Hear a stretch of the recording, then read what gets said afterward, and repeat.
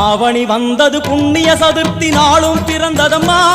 அதிகாலை முதலே மனையில் மங்கள மேளம் ஒலிக்குதம்மா கஜமுகனின் வரவை காண குடும்பம் வாசலில் கூடுதம்மா மா கோலம் இட்டொரு மனை மேல் வந்தான் ஆரத்தியாகுதம்மா கணபதி ராஜா வந்தா